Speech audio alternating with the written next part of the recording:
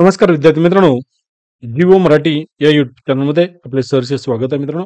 आजच्या व्हिडिओमध्ये आपण महाराष्ट्राचा अभ्यास करणार आहोत. महाराष्ट्रातील काही महत्त्वाचे प्रश्न जे स्पर्धा परीक्षेसाठी विचारले जाणार ते प्रश्न आपण या व्हिडिओच्या माध्यमातून मित्रांनो पाहायचे आहेत.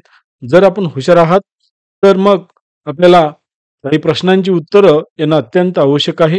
या प्रश्नांची उत्तरं आपण कमेंट बॉक्समध्ये द्यावीत, जेणेकरून खरंच आपला अभ्यास अगदी सुरळीत चालू आहे हेही लक्षात येईल आणि अभ्यास आपला झालेला आहे म्हणावयास काही हरकत नाही. सराव म्हणून आपण या प्रश्नाकडे पाहावे मित्रांनो. तर चला जाणून घेऊया महाराष्ट्राचा अभ्यास आणि महाराष्ट्राच्या अभ्यासावरतीच आधारित काही प्रश्न. पहिला प्रश्न आहे तो म्हणजे महाराष्ट्रातील कोणत्या जिल्ह्यात सर्वाधिक तळे आहेत. मित्रांनो 5 सेकंदाचा वेळ आपल्याला दिला आहे आणि या 5 सेकंदाच्या वेळामध्ये आपल्याला काय करायचं आहे तर उत्तर शोधावयाचे आहेत. पर्याय आहेत 4.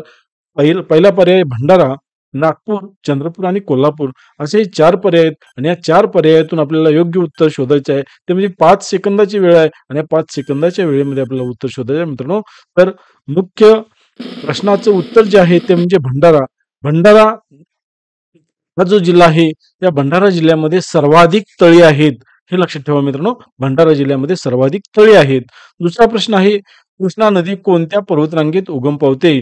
कृष्णा नदी तर या ठिकाणी मित्रांनो 4 पर्वतरांगा दिलेल्या आहेत. सह्याद्रीची पर्वतरांग, सातपुडा पर्वतरांग, विंध्य पर्वतरांग आणि अरवली पर्वतरांग. मित्रांनो यापूर्वी आपण जो पर्वतरांगेवरती व्हिडिओ केलेला आहे त्यामध्ये सर्व पर्वतरांगा कोणती पर्वतरांग कोठे आहे ते आपल्याला त्या व्हिडिओमध्ये सांगितलं आहे. जिओ मराठीला आपण सबस्क्राईब करा आणि त्या ठिकाणी आपल्याला या प्रश्नांची उत्तरं पाहायला मिळतील.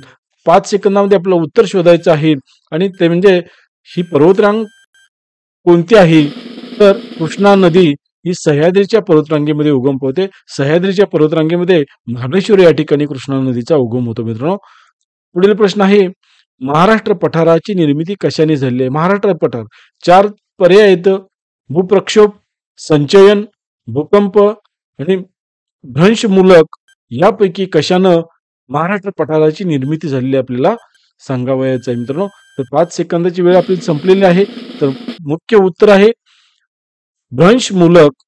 भ्रंशमूलक पासून महाराष्ट्र पठाराची निर्मिती झालेली आहे. ज्या प्रश्नाला उत्तर आपल्याला येतं मित्रांनो ते कमेंट बॉक्समध्ये द्यावयास हरकत नाही. म्हणजे उत्तर येण्या अगोदर तुम्ही त्याचं उत्तर द्यावं, म्हणजे व्हिडिओ पॉज करावा आणि उत्तर द्यायला काही हरकत नाही मित्रांनो.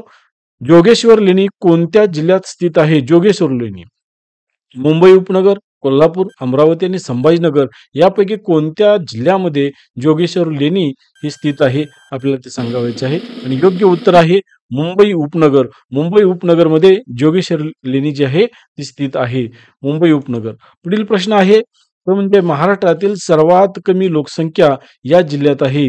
महाराष्ट्रातील सर्वात कमी लोकसंख्या मित्रांनो विचारलाय. पर्याय 4 दिले आहेत.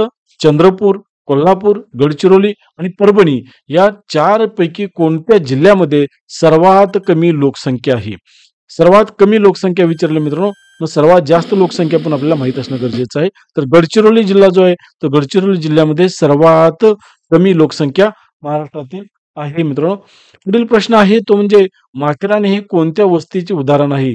माथेरान वस्तीचे प्रकार आपल्याला माहित पाहिजे तर वस्तीचे प्रकारही त्यावरती आपला व्हिडिओ आहे तो आपण पाहावा. रेषीय वस्ती, विखुरलेली वस्ती, गोलाकार वस्ती आणि डोंगरमाथा वस्ती यापैकी कोणतं नेमकं उदाहरण या ठिकाणी माथेरान या ठिकाणी जी वस्ती आहे ती कोणत्या प्रकारची आहे. तर माथेरान या ठिकाणी असलेली वस्ती जी आहे मित्रांनो ती डोंगरमाथा प्रकारातील वस्तीचा प्रकार येतो किंवा उदाहरण येतं.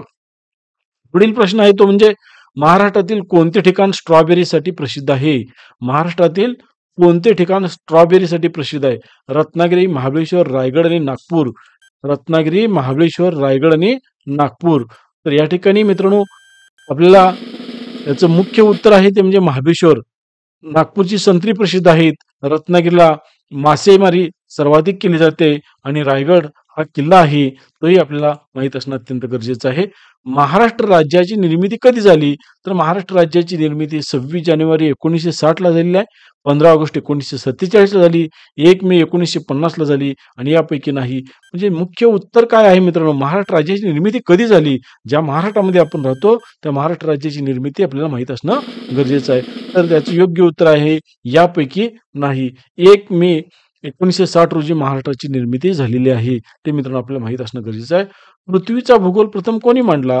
तर हिप्पार्कस, टॉलमी, इरेटोस्थेनेपिस नेस आणि कोपर्निकस यापैकी कोणी मांडलेला आहे? पृथ्वीचा भूगोल प्रथम कोणी मांडलेला आहे? तर पृथ्वीचा भूगोल हा मित्रांनो कोपर्निकस यांनी मांडलेला आहे. पुढं खालीलपैकी कोणते खनिज लोह खनिज नाही? तर मित्रांनो खालीलपैकी कोणते खनिज लोह खनिज नाही म्हटलंय? हेमेटाइट, लिमोनाइट, लिग्नाइट आणि मॅग्नेटाइट. यापैकी कोणतं खनिज हे लोह खनिज नाही म्हटलं आहे? तर मित्रांनो याचं योग्य उत्तर आहे ते म्हणजे लिग्नाइट. लिग्नाइट हे लोह खनिज नाही मित्रांनो. तर अशाच पद्धतीने मित्रांनो स्पर्धा परीक्षेचे सर्व व्हिडिओ पाहण्यासाठी जिओ मराठी या YouTube चॅनलला आपण सबस्क्राईब करा. बेल आयकॉन बटन दाबा. अंजीर पिकाचे उत्पादन जास्त प्रमाणात कुठे घेतले जाते? तर अंजीर पिकाचे उत्पादन सिंधुदुर्गमध्ये घेतलं जातं, कणकवलीमध्ये घेतलं जातं, राजेवाडीमध्ये घेतलं जातं आणि वसईमध्ये घेतलं जातं. तर याचं मुख्य उत्तर आहे ते म्हणजे अंजीर पीक. तर राजेवाडी या ठिकाणी अंजीर पिकाचं उत्पादन घेतलं जातं. राजेवाडी लक्षात ठेवा मित्रांनो, राजेवाडी या ठिकाणी अंजीर पिकाचं उत्पादन घेतलं जातं. धन्यवाद मित्रांनो, धन्यवाद. मखदूम सर मराठी हा माझा ब्लॉग आहे. या ब्लॉगला आपण जरूर भेट द्या.